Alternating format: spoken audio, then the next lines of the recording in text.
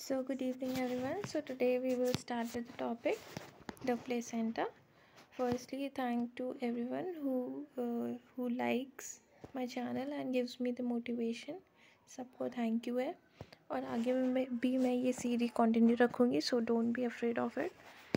And thank you to everyone जो मुझे motivation देते हैं, likes और comments करते हैं. Thank you so much. So let's start with the topic. Only eutherian mammals possesses placenta, यानी कि ह्यूमंस जो होते हैं वो यूथेरियन मैमल्स में ही बिलोंग करते हैं. ये क्या कंटेन करते हैं? प्लेसेंटा. और जो ह्यूमन प्लेसेंटा है ये डिस्कॉइड शेप में होता है, यानी कि डिस्क लाइक स्ट्रक्चर होता है इसका. और डिस्कॉइड हम इसलिए बोल रहे हैं क्योंकि इसके शेप की वजह से. और हीमोकोरियल है बिकॉज ऑफ डायरेक्ट कॉन्टैक्ट रहता है इसका कोरियन और मेटरनल ब्लड से. जो डेसिडुआ होता है बिकॉज कुछ मैटरनल टिश्यूज़ शेड होते हैं पार्चुरेशन के टाइम, यानी कि डिलीवरी के टाइम, इसलिए हम लोग डेसिडुएट बोलते हैं इस प्लेसेंटा को. सो यहाँ पे उसके कुछ कैरेक्टरिस्टिक्स हैं that you can use in the introduction और definition of the placenta. Human placenta is discoid, haemochorial and deciduate in nature. ये आप लिख सकते हो, ठीक है.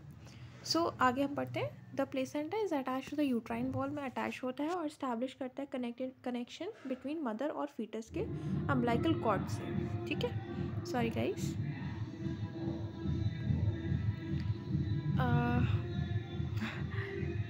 शायद बाहर कोई पार्टी चल रही है. We will start with this.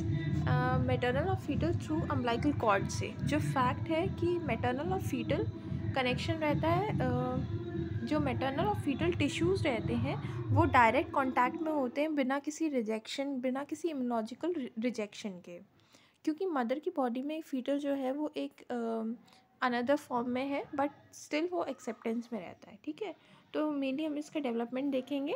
जो प्लेसेंटा है डेवलप्ड होता है 2 सोर्सेज से. एक होता है जो फीटल होता है वो डेवलप्ड होता है कोरियोनिक फ्रेंडोसम से, और मैटरनल कंपोनेंट कंसिस्ट करता है डेसिडुआ बेसालिस से. ठीक है. मैटरनल कंपोनेंट हम क्या चीज़ बोल रहे हैं? जो हमारा प्लेसेंटा मैटरनल यूट्रस की सरफेस पर चिपका होगा उसको हम लोग डेसिडुआ बेसालिस बोलेंगे. और कोरियोनिक फ्रेंडोसम जो फीटल के टुवर्ड्स रहेगा, ठीक है, उसको हम लोग ये बोलेंगे. इसके अलावा जब इंटरस्टिशियल इम्प्लांटेशन होता है, यानी कि जब मोरूला आपका इम्प्लांट करेगा यूट्रस में, तब उस टाइम पे जब वो ब्लड, जो हमारा ब्लड कनेक्टिविटी रहेगा फ्रॉम द मैटरनल, वो हमारा 11th डे से स्टार्ट होता है. तो जो ब्लास्टोसिस्ट होता है ये सराउंडेड रहता है एक लेयर से जिसमें लैक्नर स्पेस होते हैं. ये जो लैक्नर स्पेस होते हैं ये बाद में इनमें सिंसाइटल सेल्स होते हैं और इसी को ट्यूबरक्यूले बोलते हैं.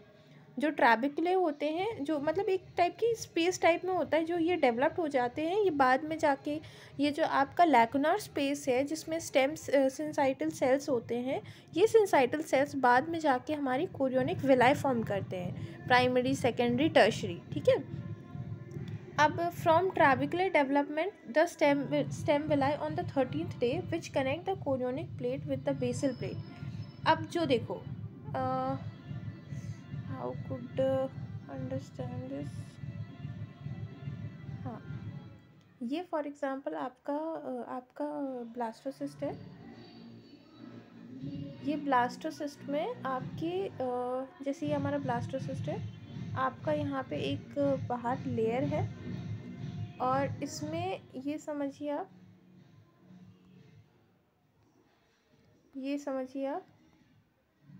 ये क्या है? लैक्ने है. ये लैक्ने में सिंसाइटल सेल्स होती हैं और ये बाद में जा कर के आपका वो स्टेम विलाइज बनाएंगी. पहले प्राइमरी, सेकेंडरी, इस तरीके से बाद में जा कर के ये विलाइज बनाएंगी. ठीक है. ऐसे ये इस प्रकार से. ठीक है. सो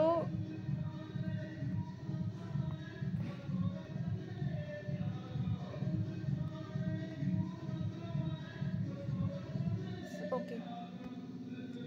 सो अब ये क्या है?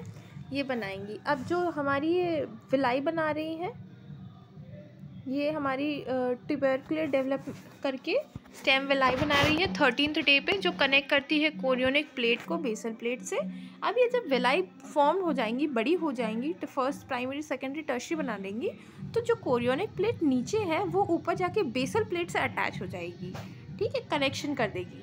तो प्राइमरी, सेकेंडरी और टर्शियरी वेलाई सक्सेसफुली डेवलप हो जाएंगी, जिसको हम लोग स्टेम वेलाई बोलेंगे। और ये एट्रियो कैपिलरी वेनस यानी कि आर्टरी, कैपिलरी और वेनस सिस्टम को डेवलप करेंगी, जिससे कि एक मेसेंकाइमल कोर किसमें एक मेसेंकाइमल कोर होता है, कवरिंग टाइप में होती है वो ये विलेस में, कोरियोनिक विलाइज में, जो कंप्लीट हो जाती है 21st डे में। और इसी ये जो कवरिंग रहती है, इसी के अंदर से जब बच्चे के हमारे आर्टरीज और वेन्स आएंगी, और जो हमारा जो हमारा इंटरविलस स्पेस फॉर्म होगा, किससे, आपका बेसल प्लेट और कोरियोनिक प्लेट के बीच में जो स्पेस, इंटरविलस स्पेस रहेगा, और इसमें ये जो प्राइमरी, सेकेंडरी, टर्शियरी विलाइज रहेंगी, और इसके अंदर जो बच्चे के कुछ इस टाइप का मैं बताऊँ आपको।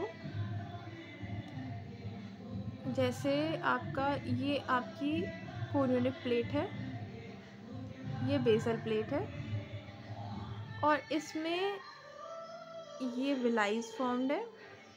ये बाद में जा कर के यहाँ इसमें अटैच हो जाएंगी, ये इस तरीके से अटैच हो जाएंगी। और ये जो आ रही है आपका अम्बिलिकल कॉर्ड से निकलती हुई, इसमें इस प्रकार से आर्टरीज, वेन्स आएंगी। यहाँ मैटरनल ब्लड जो है वो ड्रॉप रहेगा इंटरविनस स्पेस में, ये IVS है, इंटरविनस स्पेस। इसमें जो मैटरनल पूल रहेगा, ये जा कर के बाद में बच्चे के जो ये आ रही है आपकी आर्टरीज, वेन्स जो बच्चे में आ रही है, वो एक्सचेंज करेगा CO2 प्लस आपका CO2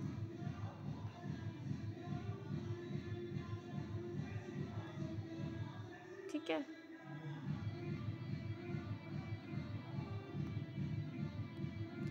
बाद में जाके ये एक्सचेंज करेगा। तो ये आपका मेसेंकाइमल कोर ईच विलेस में 21st डे पे कंप्लीट हो जाता है। ये अल्टीमेटली जाके कनेक्शन कर देगा इंट्रा एम्ब्रियोनिक वैस्कुलर सिस्टम में through out the body stall. Simultaneously, lacunar space become confluent with one another 3rd, 4th week में and form a multi-ocular receptacle lined by syncytium and filled with the maternal blood। ठीक है, maternal blood से वो field कर देगा जो लैक्यूनार space है। इसका कहने का मतलब ये है कि जब स्टेम वेलाई बनती है और जो लैक्यूनार स्पेस में ट्यूबरकिल से स्टेम वेलाई जो उसके अंदर फॉर्म्ड होती है, जब लैक्यूनार होता है तो उस सेल में ये अलग अलग होते हैं। जैसे आप ये कह लो कि इसमें ये जो स्पेस आती है आपकी ब्लास्टोसिस्ट में, ऊपर से कवरिंग है, इसमें ये लैक्यूनार बनी, ये बनी, ये बनी, ये बनी, ठीक है।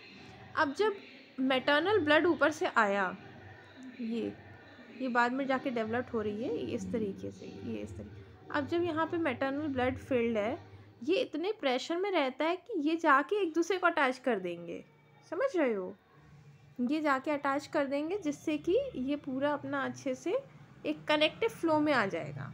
इसका कहने का मतलब ये है, ठीक। So lacunar space become confluent with one another by 3rd, 4th week, form a multi-ocular receptacle lined by syncytium and filled with the maternal blood. This space become the future intervillous space. As the growth of the embryo proceed, जैसे embryo की growth proceed होगी, decidua कैप्सुलारिस become thicker, मोटा होता जाएगा शुरुआती 6 week में। दोनों villi और लैक्यूनार space embryonic area get obliterated and converting the chorion into the chorionic leaf। chorion जो होगी chorionic leaf में convert हो जाएगी, और ये ग्रोथ करेंगे, proliferate करेंगे, डेसिडुआ बेसालिस में अच्छे से डेवलप होगा, और सब डिवीजन कोरियोनिक विलाइज आएंगी एम्ब्रियोनिक पोल के टाइम, और जो कोरियोनिक फ्रंडोजम है and the decidua बेसालिस form the discrete placenta. Chorionic frondosum और डेसिडुआ से मिलकर के ये प्लेसेंटा बनेगा, और 6th वीक से शुरू होगा और कंप्लीट होगा 12th वीक तक। So this is very highlighted point. Until the end of the 6th week, placenta grow both in the thickness और circumference due to growth of chorionic villi. Chorionic villi धीरे धीरे बढ़ेंगी, इस वजह से वो थिक होता जाएगा, और थिक तो होगा लेकिन सर्कमफ्रेंस में वो टिल टर्म तक अचीव करता है. So the human hemochorial placenta derived name from hemo blood that is contact with the syncytotrophoblast of chorionic tissue. ठीक है.